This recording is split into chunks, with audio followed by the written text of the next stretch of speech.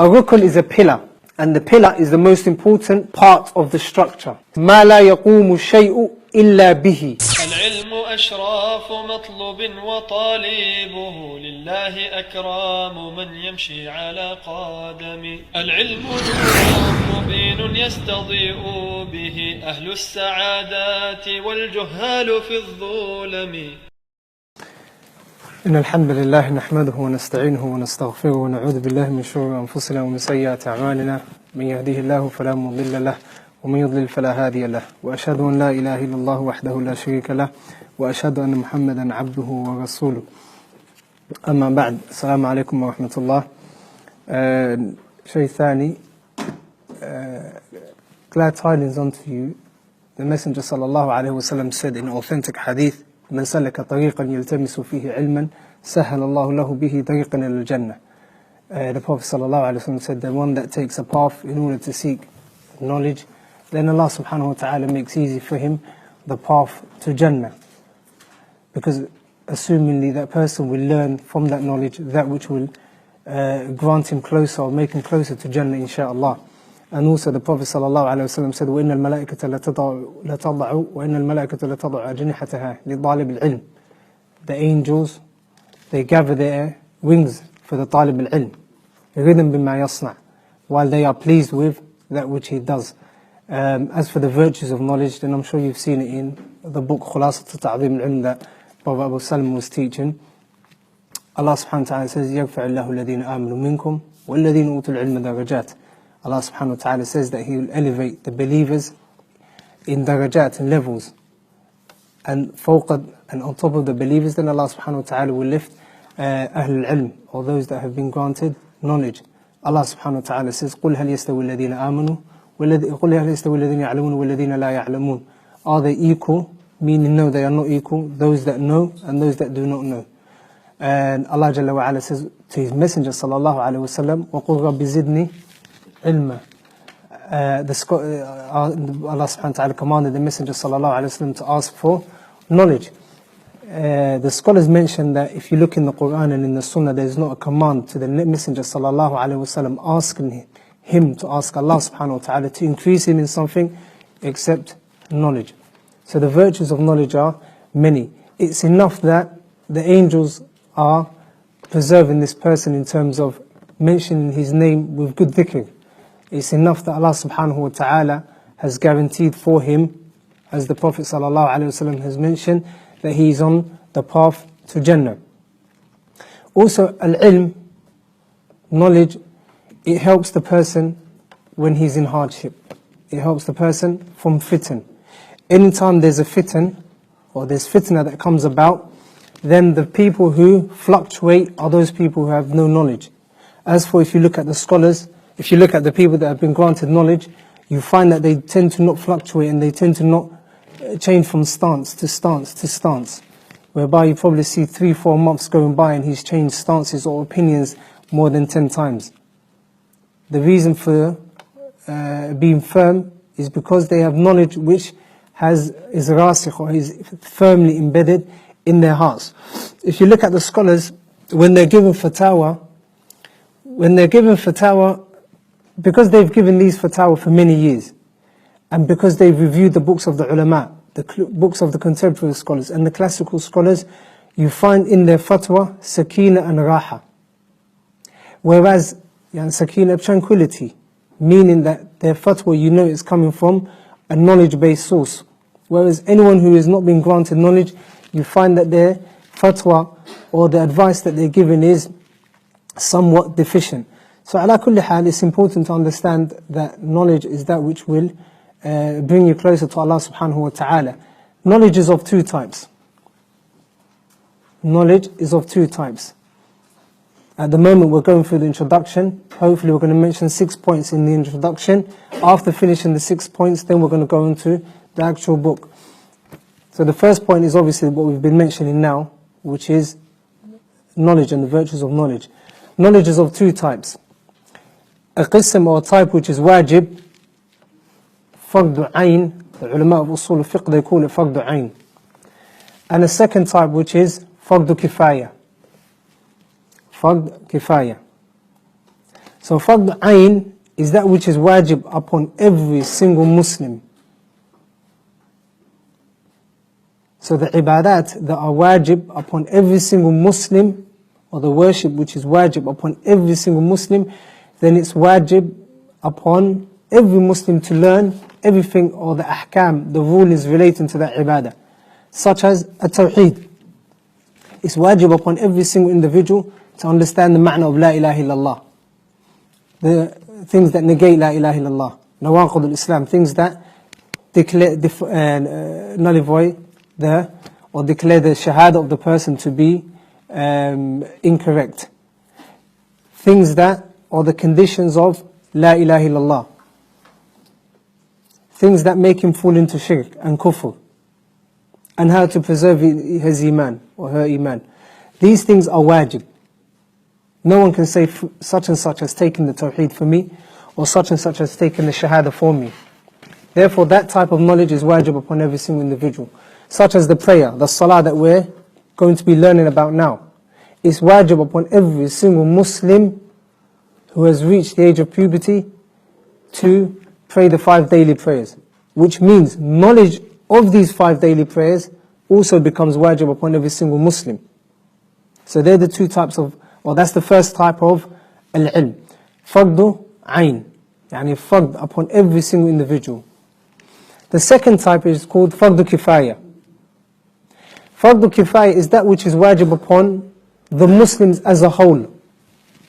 For example, praying Salatul Janazah when a Muslim person in the community dies. Praying Salatul Janazah upon a Muslim is fardu kifaya. If a certain part of the community washes this Muslim and prays on him, then it is enough for the others. And the blame and the sin is lifted from them. So that's the second type. Also, knowledge makes life easier for you. Knowledge in general makes life easier for you. Because it may be that you're on a journey, for example, which every single one of us is on a journey during one period of his life. You may be going from here to another city, from here to another country. You may be going from here to Umrah. So when a person is traveling, he's going to have to do certain things, or there are certain ibadat that he can do, that he can't do when he's resident and when he's at home. For example, shortening the prayers.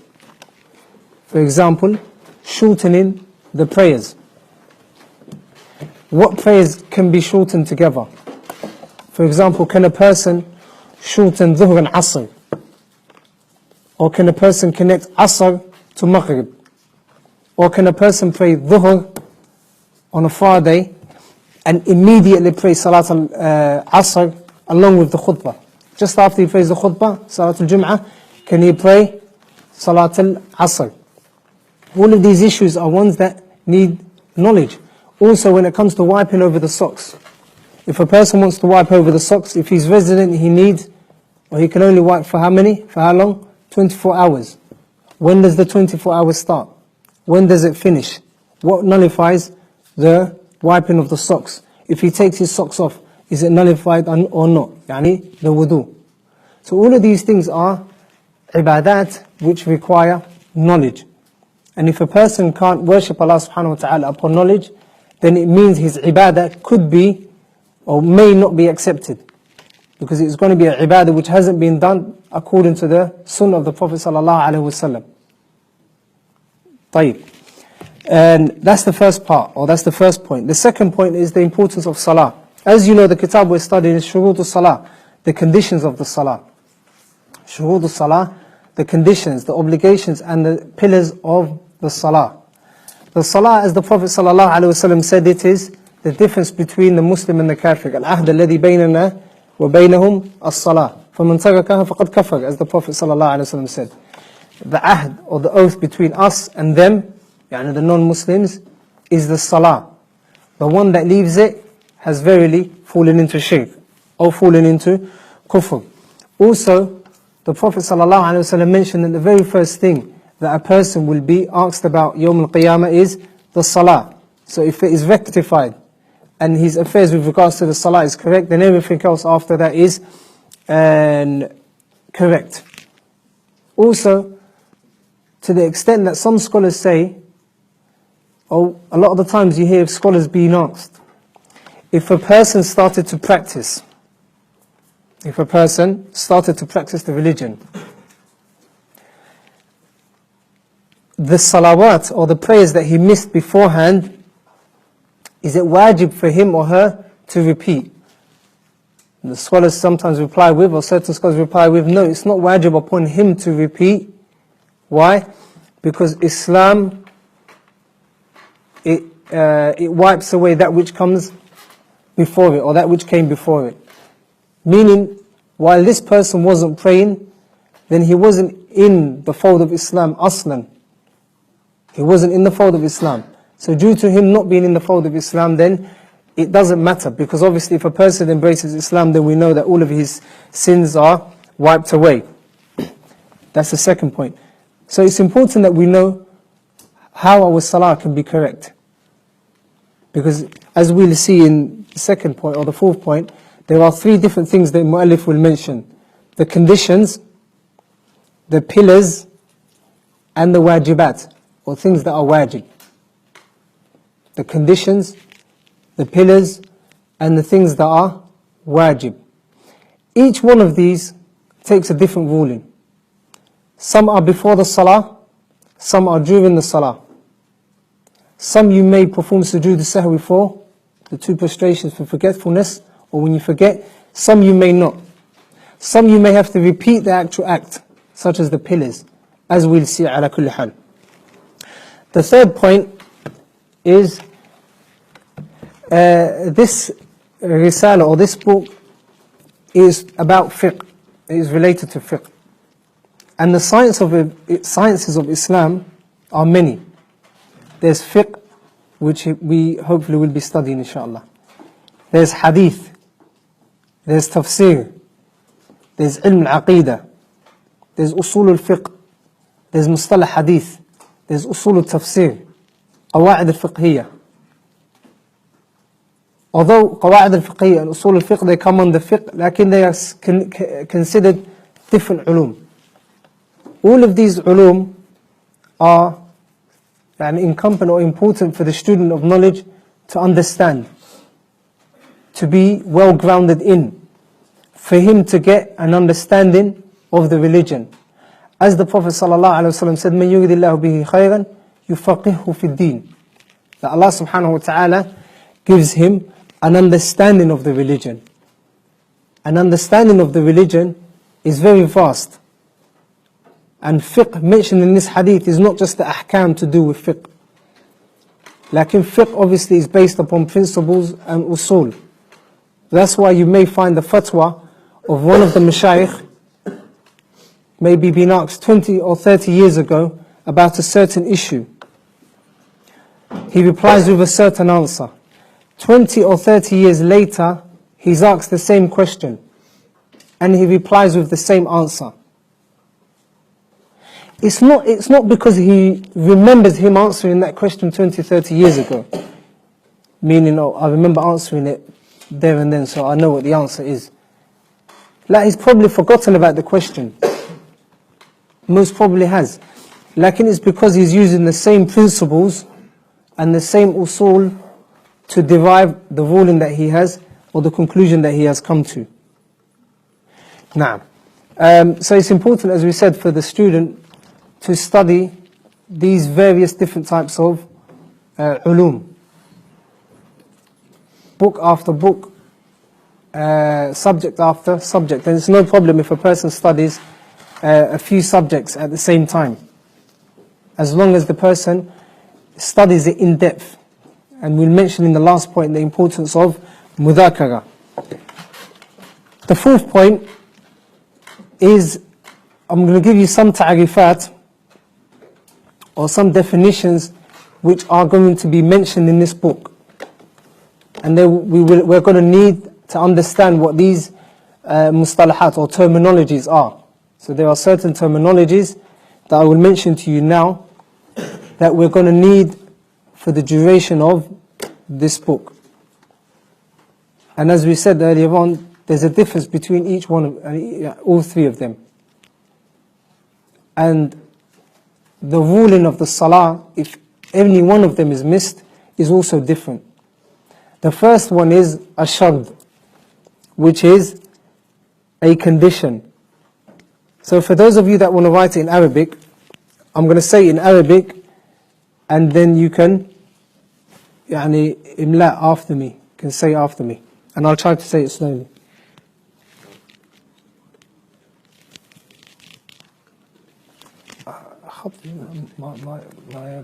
They won't understand. They won't understand my khat. طيب. The first is a shart, a condition. ما يلزم من عدمه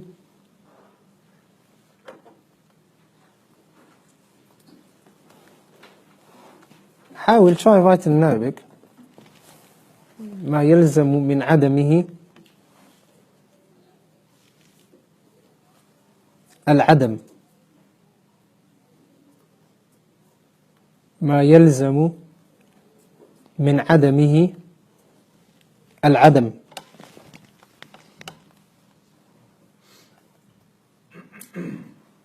ولا يلزم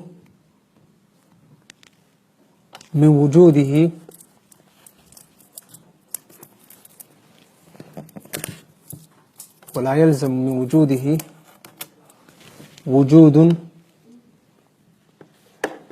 ولا عدم.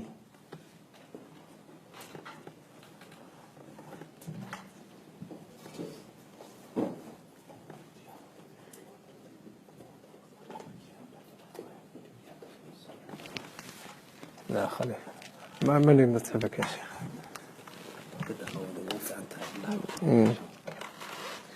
طيب ما يلزم من عدمه العدم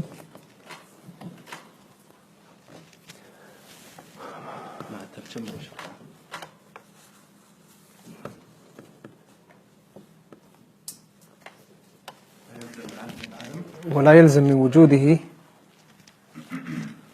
وجود ولا عدم.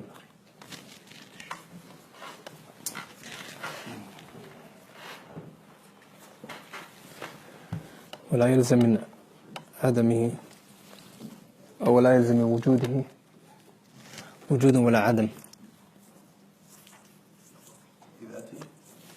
بذاته؟ لا خلي من ذاته يحتاج تفسير. طيب ركن ما لا يقوم الشيء إلا به. ما لا يقوم الشيء إلا به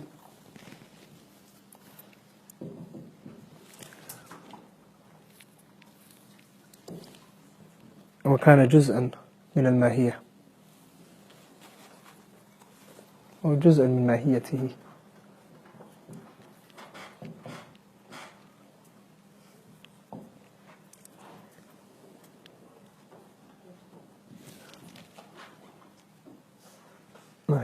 طيب الواجب ما طلبه الشارع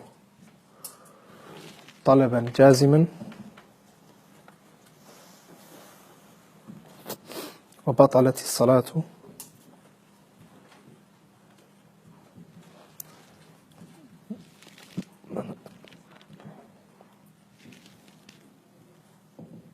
بتركه عمدا.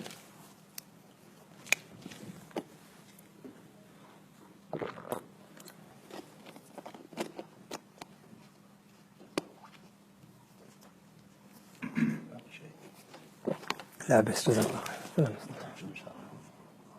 لا أبو أنت جميل.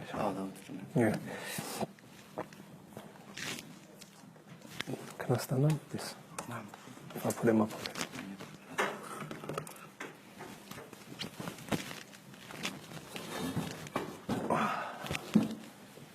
طيب الشرط is a condition. So if we look at the first part of the ta'rif, ما يلزم من عدمه العدم, that which necessitates, if this condition is not there, then it necessitates al-adam, يعني it is not there. For example, al-wudu' lis-salah. Wudu', if wudu' is not there, then there is no salah. And if a person wakes up in the morning without making any wudu, can they say Allahu Akbar? La. So ما يلزم من عدمه, what brings about without it, يعني al-adam. It necessitates that there's no wudu there, or there's no ibadah there. So if the condition is not met, or if this specific act is not done, then it brings about al-adam, يعني non-existence. For example, al-wudu. If a person doesn't make wudu, then they cannot pray. That's the first part. The second part, وَلَا يَلْزَمُ مِنْ وُجُودِهِ وُجُودٌ وَلَا عَدَمٌ. وَلَا يَلْزَمُ مِنْ وُجُودِهِ وُجُودٌ وَلَا عَدَمٌ. It is that act which, if it is there, it doesn't necessitate that the ibadah is there. For example, if a person makes wudu in the morning, is it wajib or does he have to pray salah? La. طيب, imagine it's Salatul Dhuhr now, or the time for Dhuhr has come in. Dhuhr comes in at 12:30, for example, and now it is 12:45. If a person makes wudu, do we say to him, you have to pray salah now? La. Does he have to pray salah then, there and then? La. So the condition is that act which is wajib, that act which if it is met, that act which if it's not met, then it brings about the lack of ibadah. For example, salah. It's a simple example, salah is here. Wudu. If a person doesn't have wudu, then they can't pray. If a person doesn't have wudu, then they can't pray. If a person has wudu, it doesn't mean that they have to pray. طيب. If it's not clear now, it'll be clearer once we go on to the other conditions. A rukn, so the condition, the shard is a condition. A rukn is a pillar. And the pillar is the most important part of the structure. So if you build a house, the pillars are the ones that are going to hold the building for you, or the structure of the building. So if you look at it, it's مَا لَا يَقُومُ الشَّيْءُ إِلَّا بِهِ. It's that act, or that thing, which the actual ibadah, for example, let's say, that act which the ibadah is not there except without it. Except if it is there. And if this act is not there, or is not made, or is not done, then the ibadah itself is nullified. For example, al-qiyam. If a person wants to stand for prayer, if a person wishes to pray, they need to stand for the prayer. Or they need to read the Fatiha, for example. Or they need to say Takbirat al-Ihram, as we'll see. So if a person wants to pray and says, Subhanallah, he has missed out something which is called a pillar, meaning Takbirat al-Ihram. لا تقوم العبادة إلا بها. And if a person misses this ibadah, or this actual act, or if a person misses this act, then the ibadah is not there. وَكَانَ جُزْءًا مِنْ مَاهِيَتِهِ. And it is also within the prayer. And that is the difference between these two. This end bit, وَكَانَ جُزْءًا مِنَ الْمَاهِيَةِ. It is a part of the actual ibadah. For example, when we mention Takbirat al-Ihram, it is within the salah, صح? Takbirat al-Ihram is within the salah. Al-Qiyam, or standing, is within the salah. Al-Ruku' is what? Within the salah. So it is actually part of the ibadah. So the pillar, like if we use the salah for example, the pillar is like, obviously we'll mention the adad, or the amount that there are. But for example, the Takbirat al-Ihram, or the Ruku', or the Sujood, all of these acts are within the salah. Lakin for the shart, or the condition, they precede the salah. Yani, can you make wudu while you're praying? La. can you wait for the time of the salah to come in while you're in the salah? La, because it is a condition which precedes, it is a condition which has to be met before the actual ibadah, before the salah. طيب, al-wajib is that thing or that act which Allah subhanahu wa ta'ala, al-shari', Allah or the Prophet sallallahu alayhi wa sallam have commanded with a strong command. And that's the difference between the sunnah and the wajib. It's a strong command. وَبَطَلَتِ الصَّلَاةُ بِتَرْكِهِ عَمْدًا. And if a person leaves the salah out, if leaves this wajib thing out in the salah, then his salah is not accepted. It's batil, nullified. So these three acts, they're going to come around, and the Shaykh is going to bring them in order.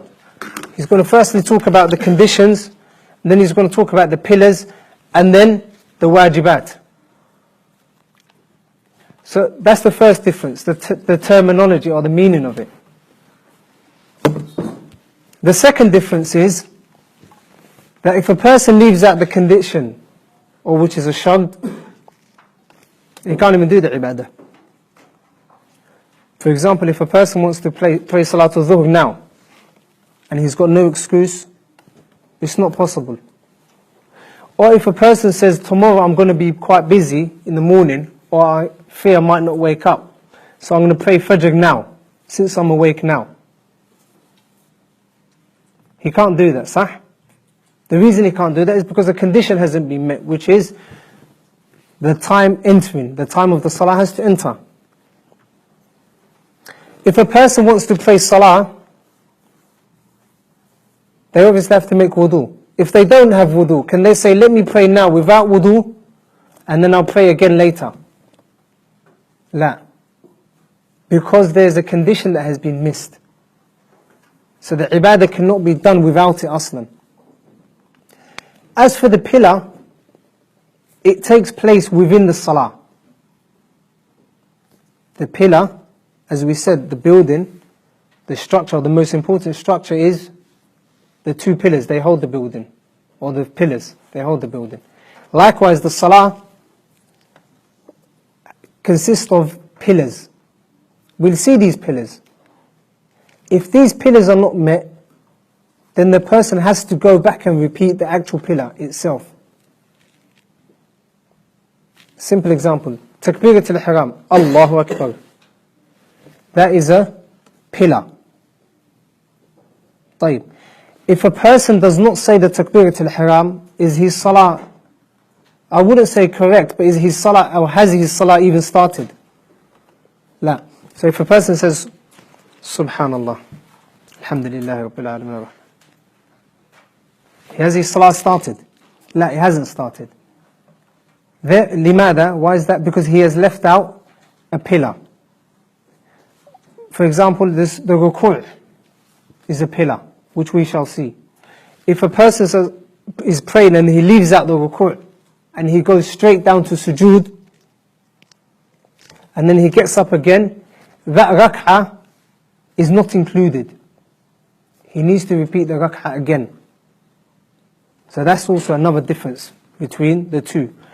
As for the wajibat that we will see in the end of the kitab, if a person leaves them out intentionally, then his salah is invalid. The wajibat, or the things that are wajib, if he leaves them out intentionally, then his salah will be invalid. If these terminologies are somewhat confusing, don't worry about it. As soon as we get to every condition, we will explain. طيب. The fifth point of the introduction is a short summarized biography of Shaykh Muhammad Abdul Wahhab rahmatullahi alayhi. Shaykh Muhammad Abdul Wahhab, طبعا, as all of you know, is or was one of the famous scholars of Islam. He sought knowledge while he was young, in his area, or the mahafada, or the area that he was in, and he learned upon he read Quran upon his fathers and his uncles, and the other mashayikh, or the other scholars that were in his vicinity. And he was from a blessed family, and a religious family, and they were full of scholars. Then he travelled to Mecca, Medina, Iraq. Then he wanted to go into Sham as well, but he wasn't able to, rahmatullahi alayhi, because it was difficult for him. Then ala kullin, he came back. After coming back, he saw the sad state of his people, and then Allah subhanahu wa ta'ala chose him to be a person who has inherited the inheritance of the Messenger sallallahu alayhi wasallam, and to spread the da'wah of Muhammad ibn Abdullah sallallahu alayhi wasallam. And the athar, or the traces of his da'wah, are clear and apparent today. Obviously he came back to a people who were worshipping idols and worshipping all sorts, worshipping other than Allah subhanahu wa ta'ala. Then he went to, obviously Saudi Arabia at the time, it wasn't called Saudi Arabia, it was the Arabian Peninsula. They were split into different tribes, and every single tribe had a leader. Every single tribe had a leader. So he went to Humayra, I believe it was, where he initially wanted to start his da'wah. He started the da'wah and then it was going well. Lakin due to hasad and people not being happy with the da'wah that he was bringing, because it was change, he was forced to leave. And then he kept on going from place to place until he finally met Al-Imam Muhammad ibn Sa'ud. And he set an agreement with Muhammad ibn Sa'ud rahmatullahi alayhima, and he allowed him to spread the da'wah of Tawheed, which they did so.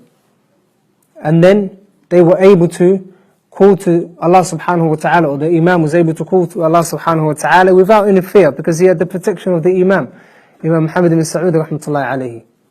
And he did so for a very long time. During his time, Imam Muhammad Abdul Wahhab, he wrote several different books in several different fields. He's mostly known for writing in Aqidah. Kitab al-Tawheed, Qawa'id al-Arba', Nawaqid al-Islam, Kashf Shubuhat. The kitab, or the Rasail that are pretty much well known, and that are taught in all of the Ma'ahid, or the centers of Ahlul Sunnah. But he also has other books in Sirah, Tafsir, and so on. He's got Zad al-Ma'ad في مختصر سيرة الرسول صلى الله عليه وسلم. He's also got this kitab, which is Shuroot as-Salaah wa arkanuha wa wajibatuha. Also he has tafsirat of ba'd al-surah, of some surahs, from them Surah al-Fatiha. So ala kulli hal, he was an imam who was blessed, who Allah subhanahu wa ta'ala gave understanding to, and it seems that he was very sincere in his da'wah. And what proves that he was sincere, wallahu a'lam, is the way that his books are internationally known and accepted. You will find that every single markaz of Ahlul Sunnah, or belonging to the people of the Sunnah, will have during some time taught the books of Shaykh Muhammad ibn Abdul Wahhab rahmatullahi alayhi. And that shows the sincerity that he had rahmatullahi alayhi. And a person doing ibadah without sincerity is like a person who is not doing ibadah.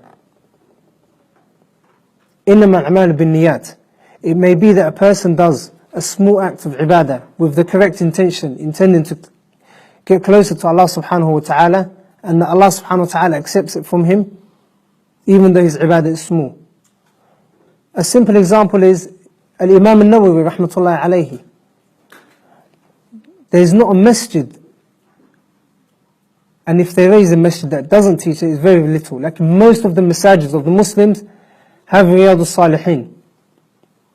Most of the Muslims, from even in Madaris, have memorized Al-Arba'in al-Nawawiyya, or Al-Arba'un al-Nawawiyya, the Imam al-Nawawi rahmatullahi alayhi.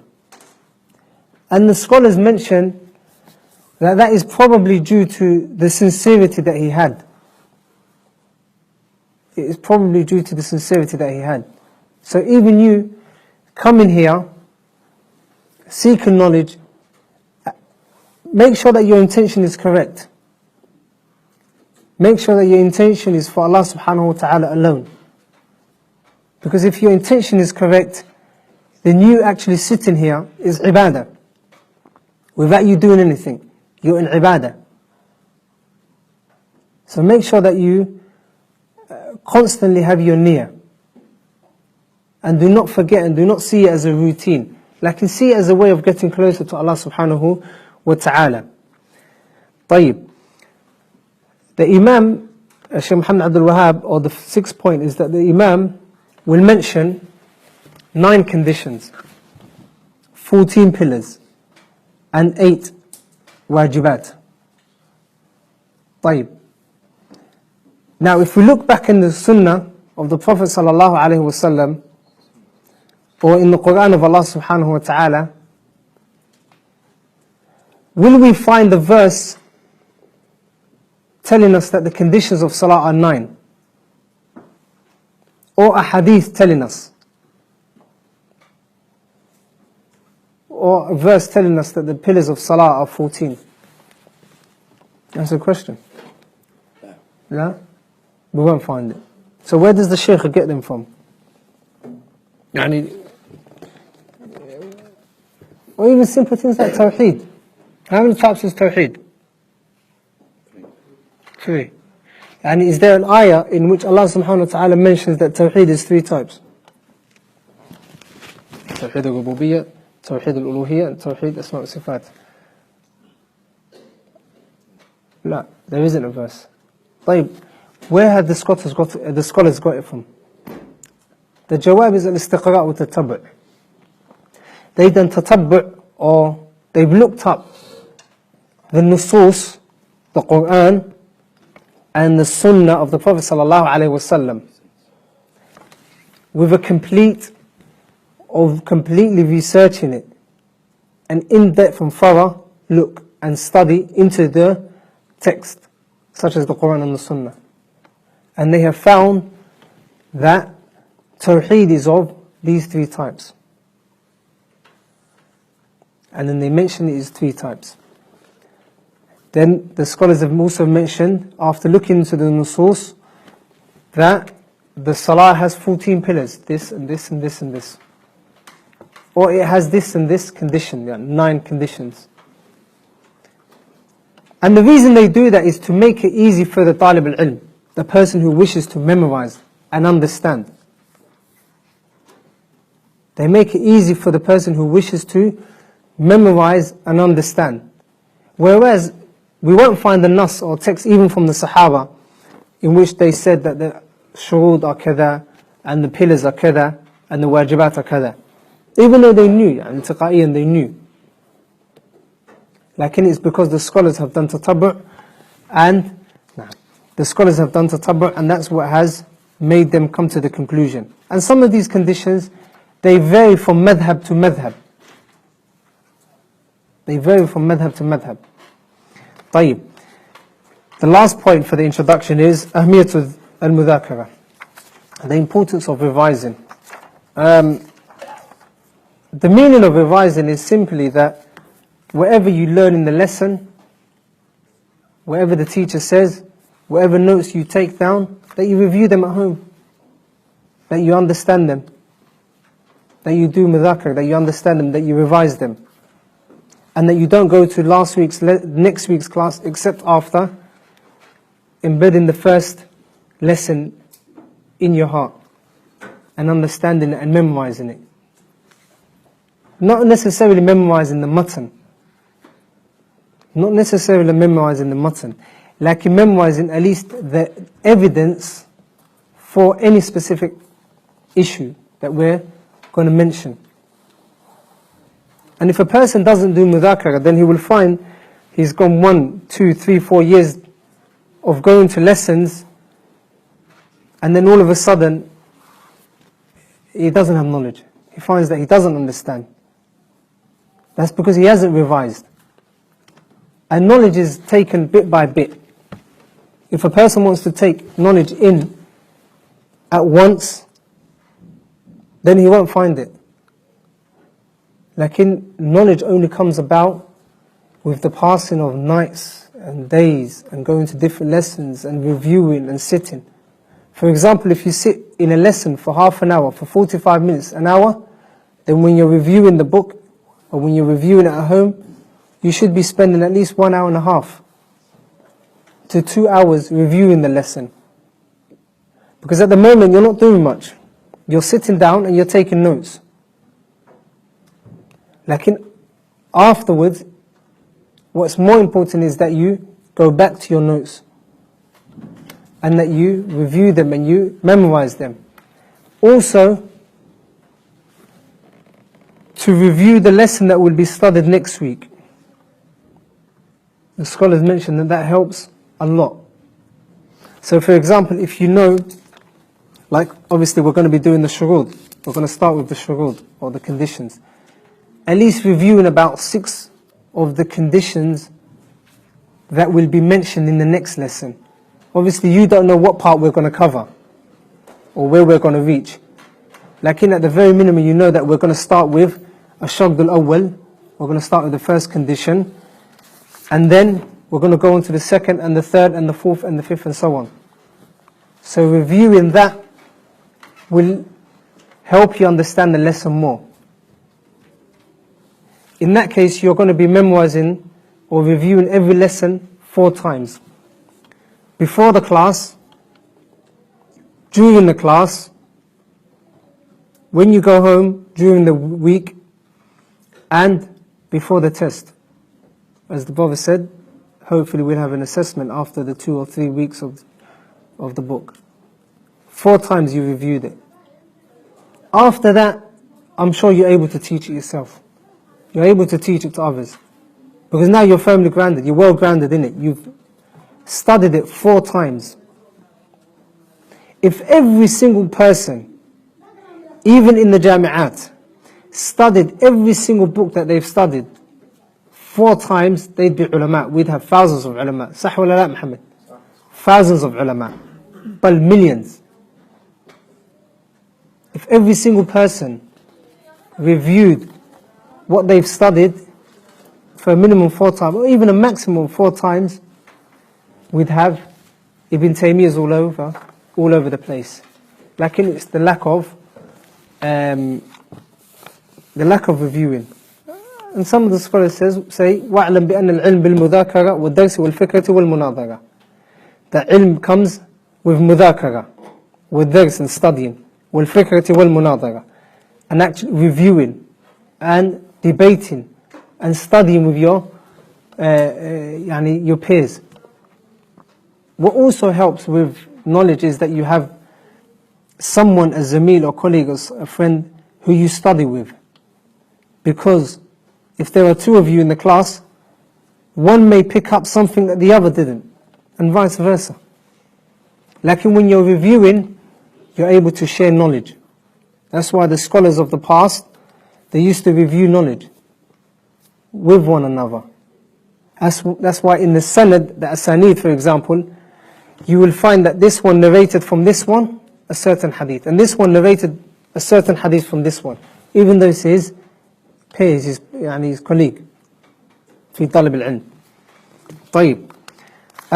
So they are the 7 points inshallah that hopefully we'll finish the introduction with, and they are going to be obviously included in the assessment. طيب. They don't have the mutton. I'm not sure, but I think has everyone got the mutton? Inshallah for next week, because one of the brothers printed it out, but unfortunately qadar Allah. طيب, okay, so I'll just do just do a little bit and then 5 minutes, yeah?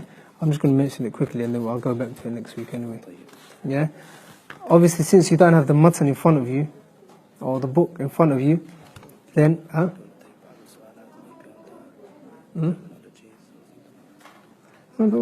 just going to explain them quickly as they are, and then hopefully next week we start from Shag Below. Or maybe I can explain Shag Below quickly, but I'm going to review it next week and going back to it next week. And Dave, since you don't have the book, and it's always good to have the book in front of you, inshallah we'll start properly next time, or next lesson inshallah. Like in Shuroot as-Salaah, the Shaykh Muhammad Abdul Wahhab, he mentions them, or mentions the 9 conditions as a bundle initially. And then he mentions each one, he dissects each one along with its evidence. And that's how the books of Shaykh Muhammad Abdul Wahhab are. Ayah or hadith. And his kalam is minimal. Sheikh Muhammad Abdul Wahhab rahmatullah alayhi, from the specific characteristics that his books have, is that it's mainly a verse or a hadith. Bab kada kada, and then a hadith, or a verse. And his kalam is very minimal. طيب, the first one the Shaykh says, Al-Islam wal-aql wa-tamyiz. Al-Islam, طبعا, that the person has to be a Muslim. We're going to go into them next week, lakin, just as a countdown. Al-Islam, the person has to be a Muslim. If a person isn't a Muslim, then his action won't be accepted from him. And the Shaykh shall mention, or will mention, 2 evidences for this condition. Al-aql, that the person is a sane person, and that he's not insane or unstable. Because if he doesn't have aql, if he's not sane, then the intention can't be met. And the intention is a condition for the salah. إِنَّمَا الْأَعْمَالُ بِالنِّيَّاتِ. So if a person is sane, or majnoon, or crazy, or a person is drunk, then they can't perform the ibadah because they can't have intention. What tamyiz, maturity, that the person is able to differentiate between right and wrong, and the age for that is, as we'll see, 7. And the Shaykh will mention the hadith. Raf'ul hadath, removing impurities. Raf'ul hadath, removing the things that prevent a person from the salah. The things that prevent the person from the salah. And we shall see what hadath is.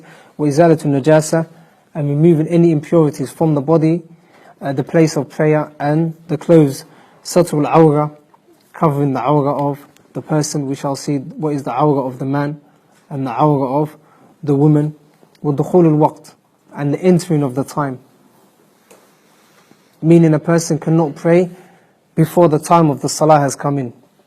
Also istiqbal al-qibla, that the person has to face the Kaaba. If he's in the haram, what should he do? If he's in the Kaaba, just in front of the Kaaba, what should he do? If he's far from the Kaaba, what should he do? If he doesn't know where the Qibla is, what should he do? Should he repeat his salah? Hopefully we'll see that next week, inshallah. Wa niyya. And the last one is a niyya. That a person has the intention to pray. And these are the 9 conditions that the Shaykh has mentioned. Hopefully, inshallah, we'll study them next week and we'll memorize them. Wa billahi tawfiq. Next week, we do it, next week. Yeah, we'll start from next week. Yeah. Next week is not going to be from 5:30. Next week, Shuroot Salah. Unfortunately, I tried to book it, but there's something happening at 5:30 here, only for next week. But we're okay for the 27th and the rest of the month. So next week, when I have to squeeze in with Ustad, the 2 hours, so 1 hour each, only for next week. So next week from 3:30 to 5:30, we're doing both books. Next week, let's sit the shift. Take my slot, inshallah, because I have to travel. I think I might travel. You're traveling? Yeah. So your person's on hold next week. Yeah. No, that's if he's not traveling. Sure. Oh, If Shaykh Muhammad is traveling, then we can. Okay, so I'll let him know, inshallah. Okay, so There's a possibility that his lesson will be 3:30. okay, you let me know. So inshallah, I'll get the call. The call, inshallah, for this week, as whoever Ustad's going to take the whole dars, the time. So next week, inshallah, we'll inform you. Stay tuned, inshallah. Barakallahu feekum.